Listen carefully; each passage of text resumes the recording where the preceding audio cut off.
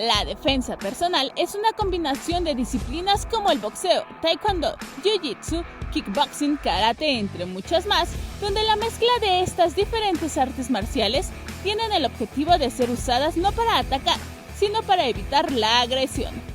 Importante que las chicas tengan alternativas de vida, porque eso es lo que les enseñamos, que tengan alternativas de vida, porque gracias a eso pueden salvarse en situaciones muy difíciles. Inclusive yo creo que si llegan a tomar el control de la situación, pueden esconderse y ya proceder de la manera legal como tiene que ser, ¿no?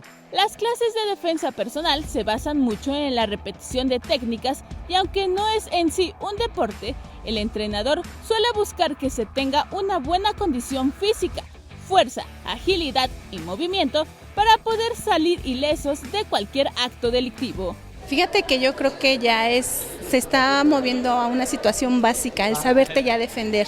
Ante la situación de violencia que se vive en el núcleo social y familiar, tener conocimiento de defensa personal se vuelve fundamental para proteger la integridad física, principalmente de mujeres y niños.